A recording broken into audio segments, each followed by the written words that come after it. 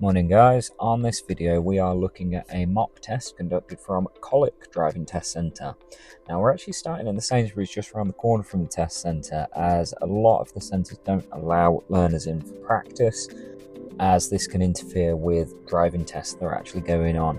So coming out of the car park here, the pupil does a fantastic job, just taking his time. He's looking around really well, he's keeping tucked into his side of the road as we make our way out the car park, and this is absolutely perfect. The way the examiners want to see you drive if you're going in and out of car parks is very cautiously, because there's a lot of activity going on when you go in and out of car parks. Of course, you've got the risks of moving cars, pedestrians and so on, so the examiners want to see you looking around plenty and just taking your time.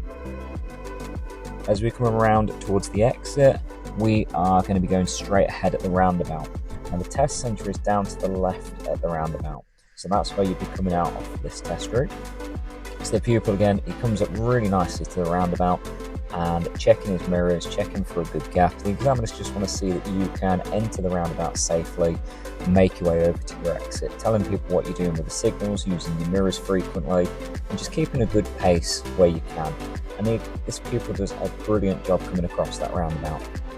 A little further up, we're going to take a right turn, and this is where the pupil makes a slight error with his steering. If you can see the oncoming car as we approach the junction, this causes a little bit of an issue for my pupil, because he ends up just focusing on the car for a little bit too long and not looking up into the road early enough, so he steers a little bit wide as he goes in.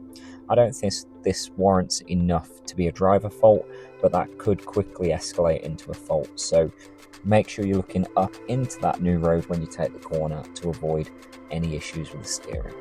Asking my pupil to pull up on the left, he picks a lovely spot here, just keeping clear of the driveway on the left and tucking nicely into the curb.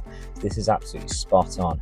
However, just as he's about to move off, there's another vehicle come up behind a learner driver, and this learner does slow down in response to my pupil's signal, and the pupil then just moves away with no blind spot check. So it's the blind spot check that gets recorded as a driver fault. The situation was safe, but I'd like to see the blind spot check being covered, and so would the examiners. So make sure every time you move away from the roadside, you lean forward and look out over your right shoulder, just to make sure nobody's in that blind area before you move. The traffic lights here, we're going to be going straight ahead, so you can see the pupils lined up on the left-hand lane, which is absolutely spot on. The right-hand lane here is right only. However, if both lanes do go ahead, the ideal should be the left side anyway. Whenever we're sat at the traffic lights as well, just make sure you don't zone out staring at the traffic lights or anything else, because you can very easily miss them lights changing or miss another hazard while you're sat there zoned in on something. So make sure you're looking around frequently for bikes, motorbikes and vehicles from the sides, particularly blue light vehicles, because when your lights change, if there is a blue light vehicle, then you're going to be expected to respond and let that vehicle pass before you cross the junction.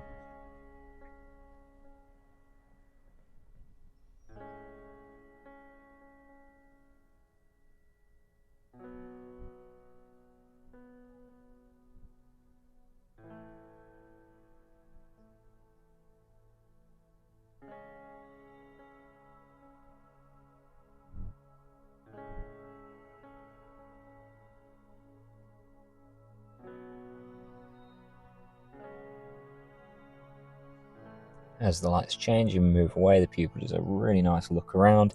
He checks for anything moving from the side. You can see the traffic on the left there waiting. So this is all you're looking for, is just to confirm that that traffic isn't coming through, there's nothing going to cause you a problem as you cross. As we come down the road here, the Sat Nav directs my pupil to the right, and the road, you'll notice, actually bends to the right anyway, so sometimes the Sat Nav can give you incorrect information. Some things like this, the examiners may address it and tell you the correct information, but of course you'll be expected to be looking at the road anyway and just making sure that you're following what the road says, not just following the Sat Nav blindly. So again, just over this bridge, the Sat Nav tells the pupil to turn right, but the road is just a bend. So what the examiner's looking for is that you don't respond by putting a signal on, and that you just follow those road markings as they direct you. As we come around this bend, down the hill, the pupil's covering his brake nicely. There is almost always parked vehicles as you come around this bend. So as you can see, we've got the van up ahead and the learner's keeping his speed nice and comfortable as we go through there, looking well ahead for any oncoming vehicles before committing to going around it, tucking him to the big gap so he's out the way if anyone does turn towards us, and then carrying on through the next section. We've got zebra crossing and a mini roundabout, and at this mini roundabout you have to go left. You might notice the no entry sign on the right, and this is where my learner is going to make another driver fault for hesitation. So while we're sat here, you'll notice the traffic on the left starts moving off. Now this is the cue to look for the traffic coming from the left. Now these cars coming from the left can only turn right into the road we're waiting to pull out of. So as a result, they're going to prevent the traffic on the right from pulling out and stopping us from going. So as this white car clears the zebra crossing, they're going to prevent the cars on the right going, and that should be our opportunity to move out. The pupil's just a little bit slow moving out in that gap. You can see there's a good few vehicles moving through, so we could definitely have moved a bit quicker than that. Now there's a handful of zebra crossings on this road, and we should be watching out for those, of course. If you watch the man on the left as we approach the next crossing, he reaches the zebra crossing as my pupil is starting to cross it, and he looks up for a gap. So I think this was close enough to warrant a serious fault, and I think an examiner would mark the same, because that person is literally at the side of the crossing. So be very mindful when you're approaching zebra crossings for anyone approaching like that. Yellow boxes, just like here. As you can see, the pupil just holds back a little bit and makes sure the van ahead clears it before he enters. So that little delay I think was absolutely reasonable, because we couldn't see what was going on ahead of the van, and had the van slowed any more, that could have been an issue. Another zebra crossing as we come up to the bend, and you can see the left side's quite obscured until you get closer. So again, we're looking out for people crossing over or approaching the crossing. And the pupil again does really nicely there, just carrying on beautifully along the road. Using his mirrors, he was very aware of the mistake he made at the last zebra crossing, so on that one he was very attentive.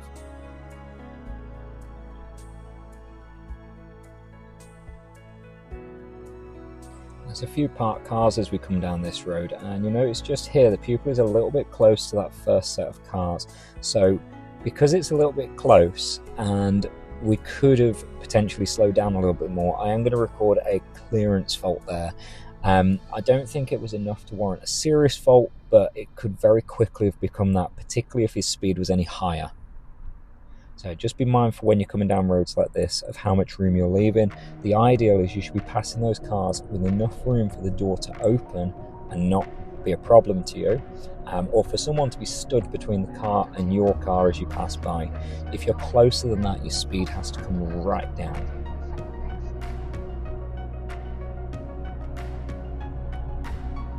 As we approach the traffic lights, you'll see the pupil lines on the right hand side. Notice the markings here that the left lane is left only. So because that's in clear view, the examiner's not going to tell you you need the right hand lane to carry on straight. I have had in the past where examiners can see there's a queue ahead and they've told the pupil they'll need the right hand lane because it's not obvious as they approach. Now, that just shows the examiners will help you where things aren't obvious, but of course if you can see those markings, they're not going to say a word potentially, and they expect you to see what's going on. If you do end up in the left lane there, just take a left turn, they'll reroute you, and that will not result in a fault as long as you do it safely. Ahead we've got a mini roundabout where we'll be going straight ahead. So again, the pupil does really nicely approaching this. He's reduced his speed, he's checking out that there's no oncoming cars that are going to turn across him, so any traffic coming from our right would have priority. Cars on the left would get priority over. And then up ahead he sees the oncoming car, the parked van, and the vehicles on our side, and he's keeping his speed back, checking his mirrors just to make sure he can get through comfortably, and that's absolutely perfect. The mirror use is really key here to show you're aware of how close to those vehicles you are. We're going to be taking a left just after this white van on the left. It's a very, very tight corner this, and you'll notice as we turn in it's a one-way street. So once again, the pupil is slowing down really, really well for this. He pulls in really, really gently. If anything is coming the other way, even though there shouldn't be, or if there's something going on in that road, we need to make sure we can see before we accelerate into it. So the reduced speed there was absolutely spot on. And again, loads of parked cars, not a lot of space to play around with here, so the pupil keeps a really low pace coming down there. and he's checking his left and right mirrors frequently just to make sure he's leaving plenty of room when he's passing each of these parked cars. At the end, we're turning right, and because it's a one-way street, we do not need to tuck into the left-hand side, so you can see the pupil starts leaning right as he clears the van there. Now, that's quite an easy mistake to make on one-way streets because the standard thing is we pull up to the left side. So just make sure when you come out of a one-way street like this that if you're turning right, you lean over to the right-hand side because we don't need to account for any incoming cars. I'm going to get my pupil to wash the windscreen now. So this is a show me question that you'll be asked. You'll get asked one of these, and there's 7 to learn about. So when the examiner asks you, please demonstrate how to do such and such, they'll always say when it's safe. So of course the pupils delayed that till after the crossing, which I thought was absolutely spot on, and then wash the windscreen. Turning left, we've got a little bit of a tight road here and quite a steep hill, and I'm going to get my pupil to pull up on the left in a moment, where he unfortunately is going to make a driver fault for his normal stops. So whenever we're pulling over, I'm going to make sure that we're not pulling up across driveways. Now unfortunately my pupil, he goes to pull up near that curb and then realises he's not quite straight, and to straighten up he moves forward a little bit and then stops over the driveway. Had he moved up just a little bit further behind this car on the left, that would have been absolutely fine. He could have got out safely and he wouldn't have been over that driveway. So if you realise you do stop in a position you shouldn't be, just check if you're safe to move up and then move up again. And that means using that blind spot check again, leaning forward, looking over your right shoulder before you move. Very narrow road here with lots of parked cars again, so the pupil is on his mirrors. His speed is really nicely adjusted for what's going on. And you can see him moving in to account for the oncoming cars, just keeping that speed really low again. He's using his mirrors frequently, and again, this is absolutely spot on driving for this road. At the end, we are going to take a right turn. So this is quite a busy road, and there is a car to the right parked up, which does block his view of cars coming down the hill. So he's very, very cautious, very patient before he pulls out.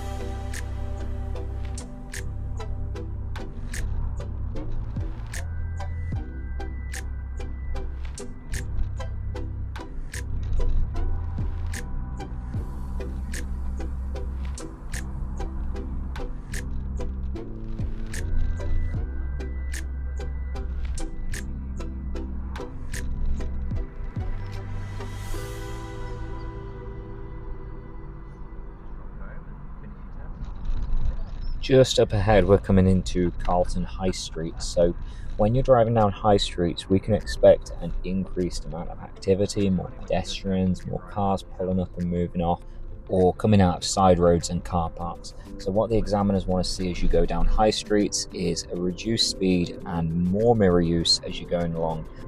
They want to see you looking ahead further for changes and hazards, such as up ahead we can see a pelican crossing, so just looking out for people who might have pushed that button ready to cross the road, because then of course we can expect them lights to change. In response to that, we should be reducing our speed, using our mirrors more. Again, the pupil's doing a really good job of that. He's watching his left mirror like a hawk here as he passes the parked cars. He's scanning the crossings and he's adapting his speed really, really nicely as he comes down this road. So brilliant driving again, absolutely faultless as we go down here. As we leave the high street, we're then going to be taking a left turn. This is quite a tight corner, so any corners like this where they're quite sharp, we want to see a reduction in speed and just pulling that front end right into your side of the road. So if there's any oncoming vehicles, we're straight into our side of the road and not into their path. If you come around those corners too fast, you're going to end up going straight out in front of those oncoming cars. We definitely don't want that. Another very tight road with lots of parked cars, so you can see the pupil sitting central in the road more often, and this is absolutely fine because he's looking ahead plenty. He's using the mirrors. He appears very aware of the gaps that he can use if an oncoming car does appear, so I can't fault this. If you're coming down roads like this, just travel at a reduced speed, show the examiner you're looking around, show that you're aware of your surroundings, and you'll be absolutely dandy.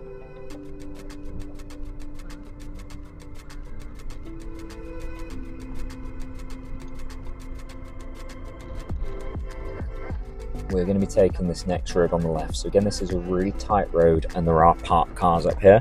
So what the examiners want to see again is a really low speed. So if there is a problem in this road, if there's an oncoming vehicle as you go around this van, for example, that you can hold back safely and let them pass, rather than you come around that corner and you're straight out into the path of an oncoming car. At the end of this road, I've given my pupil a fault for observations, and it's a very difficult junction, to be fair. It's very hard to see what's coming. However, as he started moving out, I could hear a car coming from the left, and I think that he should have spotted that a bit sooner. The car did turn right into the road we came out of, so we'd have had to gone anyway, which is why I've only recorded the driver fault. However, if that car would have carried on straight, then he would have caught up with us fairly quickly because it was a slow road and my pupils, of course, come out very slowly. And that potentially could escalate into a serious fault. So just be really mindful when you're pulling out of roads like that. If your view is really obscured, be very, very cautious, very, very slow, and just creep out of that junction. Make sure you can see before you fully commit to it.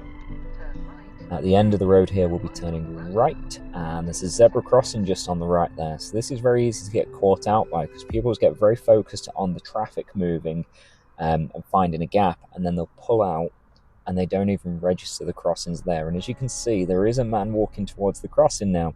So my pupil again does a really good job spotting that, holds back for the guy and lets him cross. If you notice the curb in the middle of this crossing, that is separating the two crossing points. So once the guy's crossed the first section and he's on that second part, you are allowed to move off. And that, what my pupil does here is absolutely fine again. Pulling up just behind a parked car, we're going to do an angle start.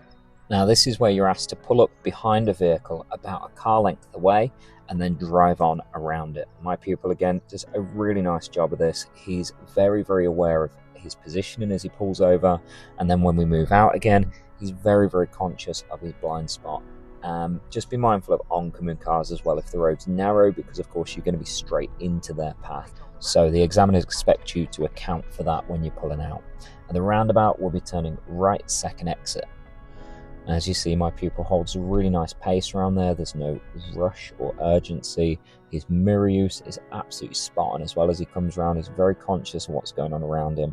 And as soon as he leaves the roundabout, he picks up his speed up the hill really nicely. Again, it's a comfortable speed because we've got the parked cars on the left. And he did comment afterwards that he thought it was a 20 zone, to be fair, but because the speed is appropriate for the situation, I didn't see an issue at this point.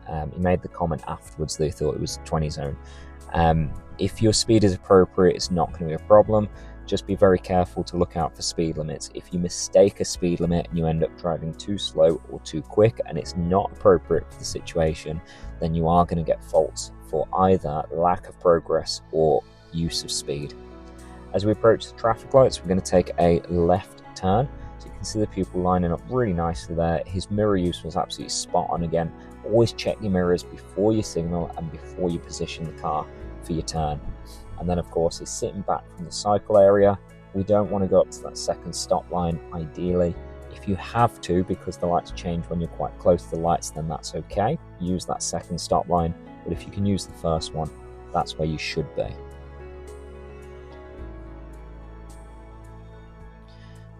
Again, as my pupil moves off, he does a little check around to make sure there's no blue light vehicles or other vehicles that are going to cause him an issue as he makes his way through the junction. Keep in mind, a green light does not mean you can go regardless. It means you can go if it's safe to go. So the examiners want to see you looking around and making sure that junction is safe as you make your way through it.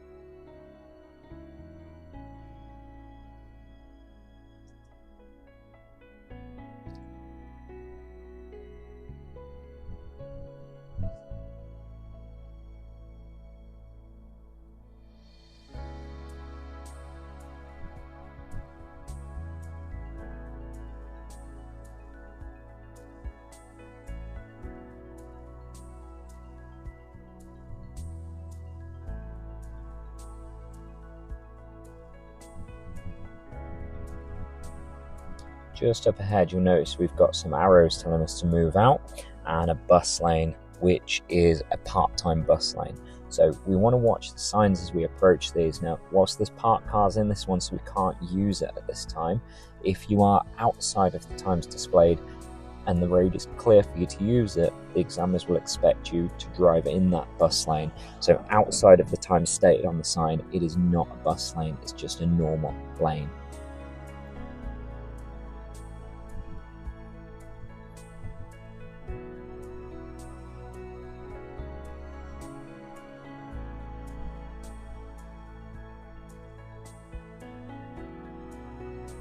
As my pupil queues up behind these vehicles, you can see he's leaving quite a bit of room, and that's to account for the junction on the right. He was very aware that a vehicle could come down there and want to join the road, so I don't see an issue with him doing that. It shows awareness, it shows good planning, and although somebody didn't come down and use that space, there's always the potential.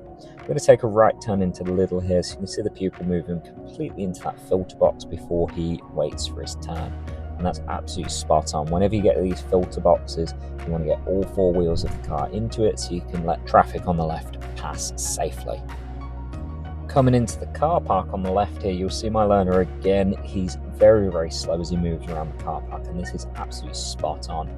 He's looking around very frequently as well, using his mirrors and just keeping tucked into his side of the road.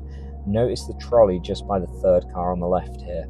These are things we want to watch out for because there's a person there loading the car, and of course they could just move the trolley to go around to the boot, hence the low speed is really beneficial in car parks. So get my learner to go around the side of the car park. I'm going to get him to do a bay park. We're going to be looking at a forward bay here, so the aim of this manoeuvre is to drive forwards into a parking space and finish with the wheels completely inside the space. The best way I find to do this is not to look at the space itself, but to look up at what's ahead of the space and aim as if you're going to carry on through. My pupil does a really nice job here, lining up with this red Renault in front of us and stopping with all four wheels in those lines perfectly.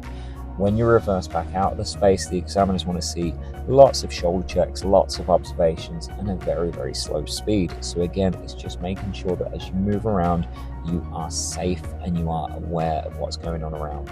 I'm going to get my pupil to steer to the left as we reverse, and that will bring us out to face the other way so we can go back the way we came to make our way out the car park. And again, the pupil is all over those mirrors when he moves around the car park. He's very, very cautious about his speed, and this is absolutely perfect example of driving in the car park.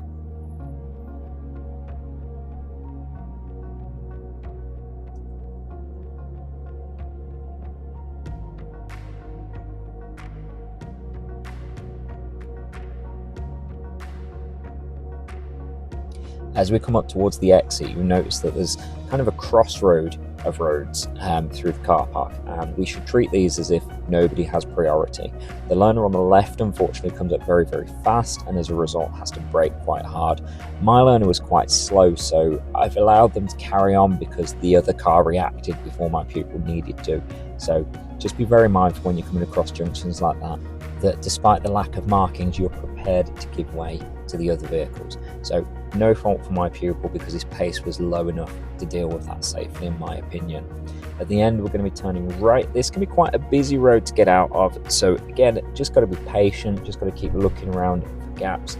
As my pupil's waiting, there's traffic lights to the left which change, and the vehicle on the right flashes to let him go, and that's absolutely fine as long as that person is definitely letting you go and you continue making your observations. Then it's not going to result in a problem.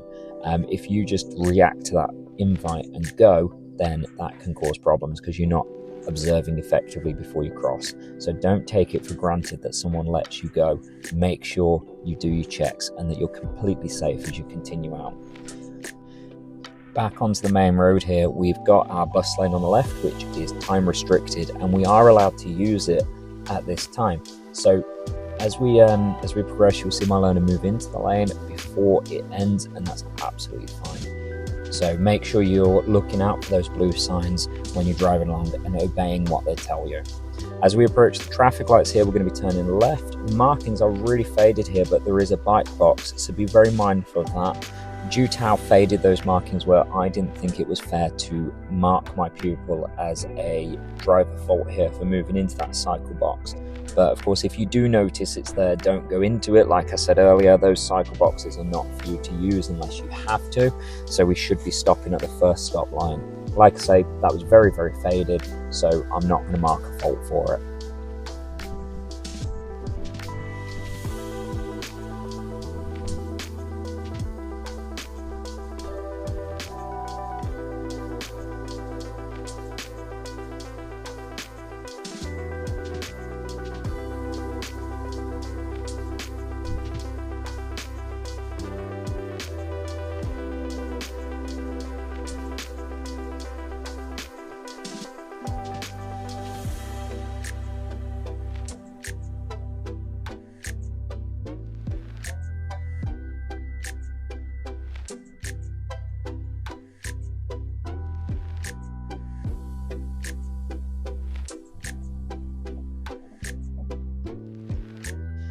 As we make this turn, we're entering into a 20-mile-an-hour zone, so again the examiners want to see you respond to that speed limit.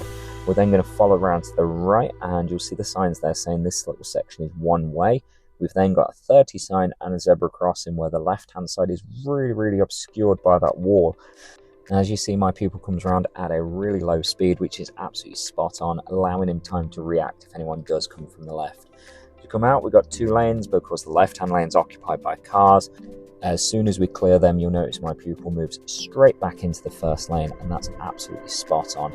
We should not be sitting out in lane 2 or 3 or 4 if there's more of them, unless we're overtaking or using that lane to get to a particular direction. So our default position is moving back into lane 1 wherever possible.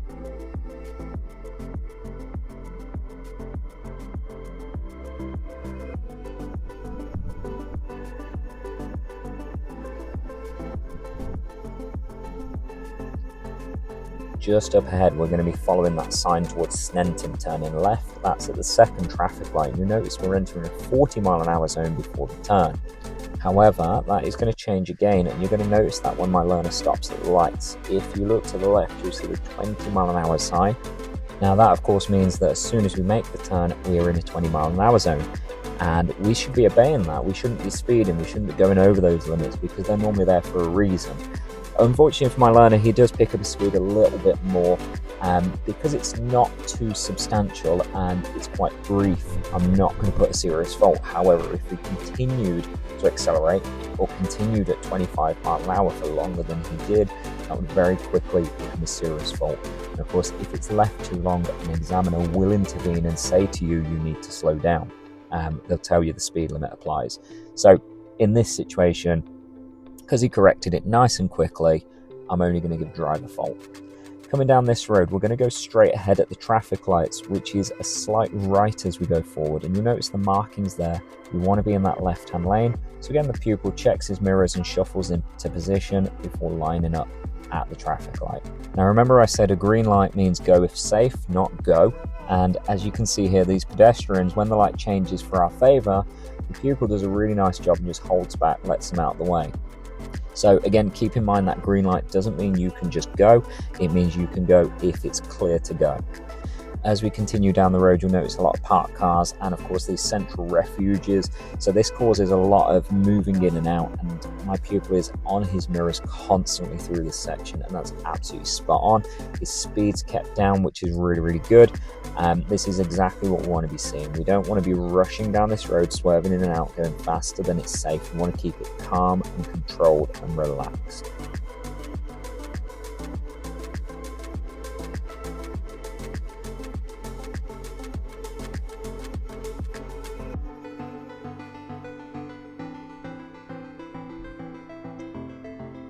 Coming down this road, you might notice there's a number of side roads with a sign at either side, and the sign is a red circle with a car and a bike. This means no motor vehicles are permitted up the road. So whilst you could cycle up these roads, you wouldn't be allowed to drive into that road from that side. So when you're out and about, watch out for those signs and restrictions, because of course, if you drive through those restrictions, the potential is you could get a consequence such as points or a fine for disobeying those road signs. Really watch out for those when you're driving around.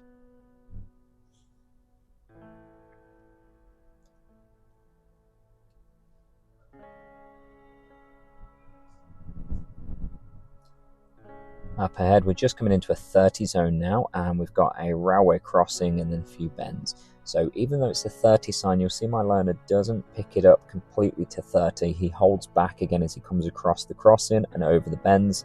After the bends, we've got a roundabout where we'll be turning left and we're joining into a main road.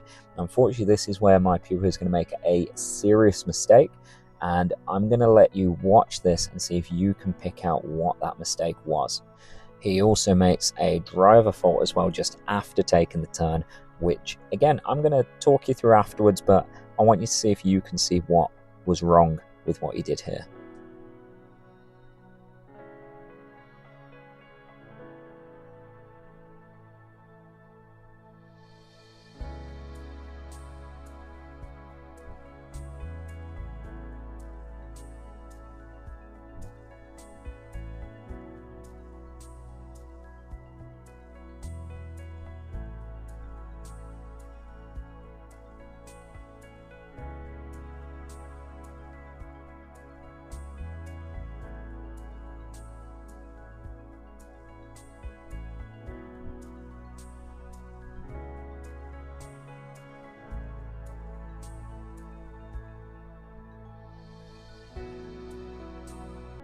Going back over this clip, the serious fault for Junctions turning left, if you caught it, was that my pupil tried to turn left while there were vehicles still coming across the junction. And whilst he did keep himself tucked into lane 1, the vehicle in lane 2 did respond by slowing down to allow him space. Now, I think they overreacted a little bit with how quickly they braked. However, it still put them at a high risk situation, and I'm going to record that as a serious fault. Up ahead, planning and awareness, we've got the bus clearly pulled up at the bus stop, and my pupil just drives straight up to it instead of changing lane in front of the car, which was holding back for him for several seconds before that happened. He then repeats this with a motorbike that was coming by. He's very, very cautious about moving in front of the bike, so the bike changes his mind and carries on. Now, whilst I do think this could have been dealt with a lot better, I'm going to put a driver fault because he didn't inherently cause a risk by what he did. He just failed to respond to the invites from other vehicles. As we drive along this road, you'll notice the bus line on the left says at any time on the bottom of the sign. It means it's 24/7, but it's got 3 icons in the sign. One is a bus, one is a bike, and one is a green ULEV sign. So particular ultra low emission vehicles can use this lane. Now, unfortunately, my vehicle doesn't qualify for that, so the pupil's done a really good job by sitting out in lane 2 and not being tempted to use that bus lane.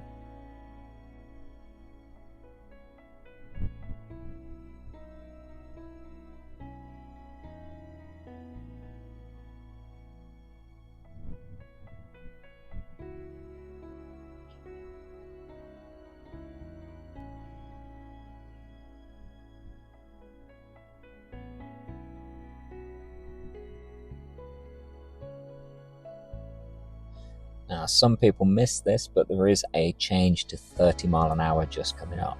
So we want to be very aware of those speed limit signs again, scanning around frequently.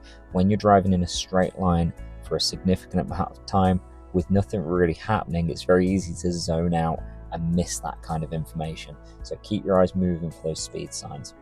Noticing the markings there, we've got an opportunity to move into lane 1. However, we're turning right, so my pupil stays out in lane 2. Being mindful of the bus there as well, because large vehicles, that back end could swing out and cause us a problem, so my pupil holds back really nicely for that. We're going to be turning right at the traffic lights that are just coming up, and there is a filter arrow on the far side as we approach. Now, when there's a filter arrow, that gives us a clear path to cross the junction. You'll notice the oncoming cars are all stopped. Now, these filter lights may not come on straight away when the lights do change, so just keep an eye on those. And when you're sat waiting at a green light, if there is a filter light that is potentially going to come on, just keep an eye on it in case it does come on while you're sat waiting, so you don't miss your opportunity to go.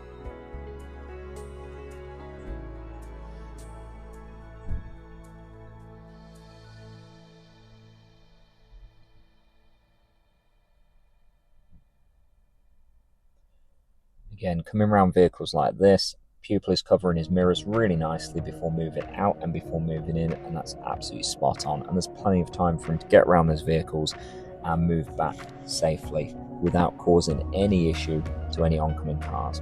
A reminder, we're in a 30 zone here, all the way down, and this is going to lead us straight back to that roundabout outside Sainsbury's and the test centre, where we're going to head back into the Sainsbury's car park and wrap this up.